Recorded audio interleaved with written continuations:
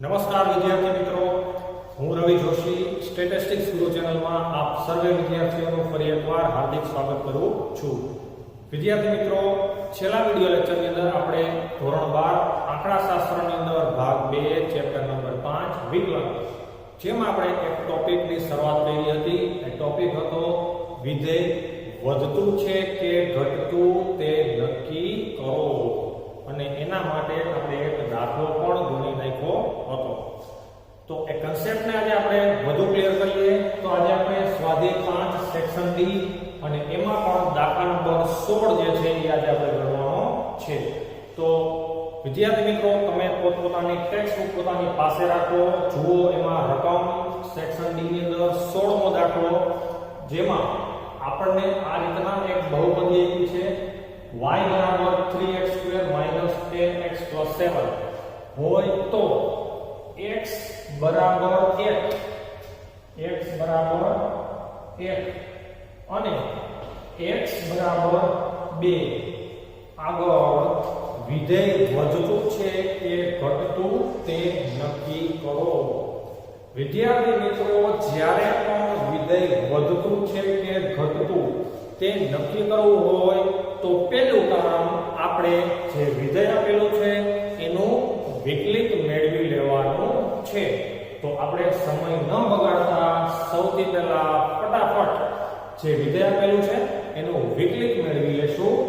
તો અહીંયા આપણને જે વિધેય આપેલું છે લખું છું પહેલા, તો કે અહીં y બરાબર 3x² - 10x + 7.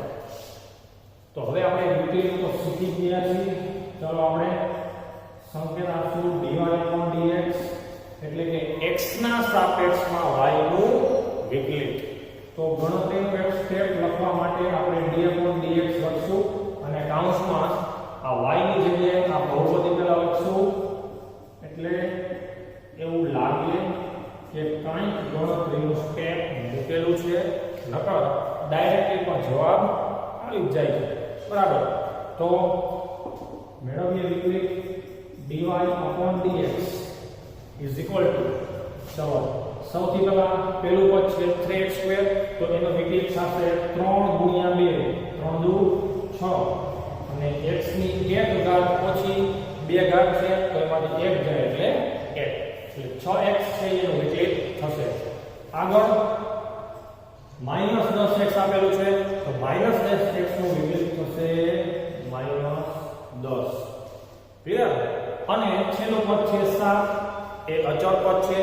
અચળ પદનું વિકલિત હંમેશા શૂન્ય હોય છે, તો એ આપણે લખતા નથી. તો અહીંયા વિદ્યાર્થી મિત્રો, આપણે સૌથી પહેલા જે બહુપદી આપી છે એનું વિકલિત મેળવી લીધું છે. હવે આપણે નક્કી કરી શકશું કે 1 અને 2 જે છે એમાં વિધેય વધતું છે કે ઘટતું. બરાબર છે. તો હવે આપણે સૌપ્રથમ લેશું x. બરાબર. હવે x બરાબર 1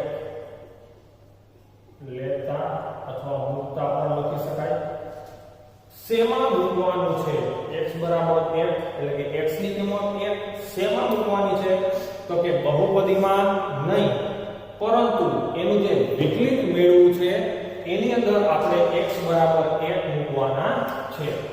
તો અહીંયા આપણને વિકલિત મેળવવું dy/dx = 6x - 10.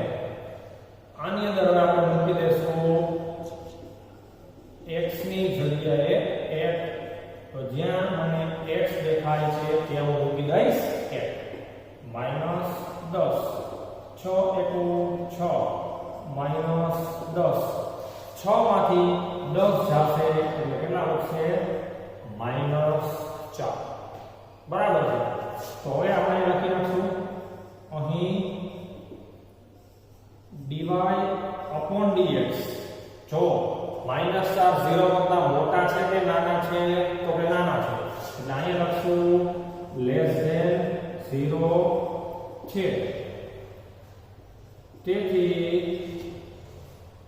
x બરાબર 1 આગળ વિધેય ઘટતું છે. સિમ્પલ અને એકદમ સરળ. તમે જોઈ શકો છો આ નક્કી થઈ ગયું કે x બરાબર 1 આગળ વિધેય ઘટતું છે. કેવી રીતના ખબર પડી? તો કે બહુપદીનું જે વિકલિત મળ્યું એ વિકલિતની અંદર આપણે x ની કિંમત 1 મૂકી દીધી અને આપણને જવાબ જે છે એનો મળે છે -4 એટલે કે 0 કરતા ઓછો. જો 0 કરતા ઓછો જવાબ મળે તો એ x ની જે તે કિંમત માટે વિધેય જે છે એ ઘટતું ગણાય.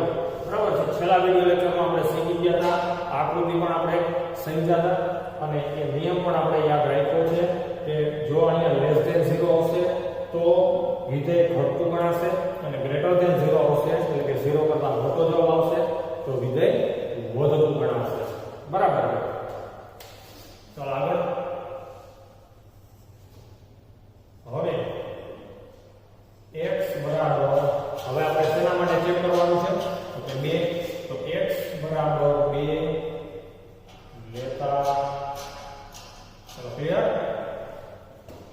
ચલો વિકલિત કેટલું મળ્યું? તો કે dy/dx આપણે મળ્યા છે 6x - 10. ચલો હવે આપણે મૂકી દેશું x ની જગ્યાએ કેટલા મૂકશું? 2. તો આ મુકામે 2 -10. ચલો dy/dx = 6 × 12. 12 માંથી 10 જાય તો dy/dx આપણને મળશે 12 માંથી 10 જાય તો 2 એટલે કે +2. બરાબર છે. તો આ +2 જે છે એ શૂન્ય કરતા કેવા કહેવાય? મોટા કહેવાય. લખશું અહીં dy/dx is greater than 0 એટલે કે 0 કરતા મોટા છે. તેથી x બરાબર 2 આગળ વિધેય વધતું છે. બરાબર છે.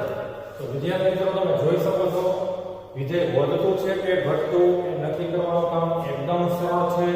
અહીં આપણને બે સ્થિતિઓ આપી હતી, 1 અને 2. એના કરતા વધારે પણ કિંમત આપી શકે. આપણે તો બસ આ નિયમ યાદ રાખવાના છે. વિકલિત મેળવી લીધા બાદ એ વિકલિતની અંદર તમારે જે કિંમત માટે નક્કી કરવાનું છે એ x ની કિંમત તમારે અહીં મૂકી જવાની છે અને જવાબ જો 0 કરતા નાનો આવે તો એ કિંમત માટે વિધેય ઘટતું ગણાશે અને જો જવાબ જે છે એ 0 કરતા મોટો આવે તો એ કિંમત માટે વિધેય જે છે એ વધતું ગણાશે. તો આટલો ઈઝી કન્સેપ્ટ છે. વિધેય વધતું છે કે ઘટતું. વિદ્યાર્થી મિત્રો આવા પ્રકારના દાખલા ઉદાહરણમાં આપેલા છે. તમે ખાસ એ દાખલા ઉદાહરણમાંથી જોઈ અને ગણી નાખજો અને એકદમ સરળતાથી તમે આ દાખલા જે છે એ પરીક્ષામાં પણ ગણી શકશો. છતાં પણ આમાં જો કોઈને કંઈ ક્વેરી કે કોઈને પ્રશ્ન હોય તો એક કોમેન્ટ બોક્સમાં મને લખી શકે છે. હું તમને એનો જવાબ 100% આપીશ. તો વિદ્યાર્થી મિત્રો આજના વિડિયો લેક્ચરમાં આપણે અહીંયા સુધી રાખીએ છીએ. ફરી પાછા નવા વિડિયો લેક્ચરની અંદર નવા ટોપિક સાથે, નવા જોશ અને નવા ઉમંગ સાથે ફરી પાછા મળીશું. ત્યાં સુધી દરેક વિદ્યાર્થી મિત્રોને અસ્તુ.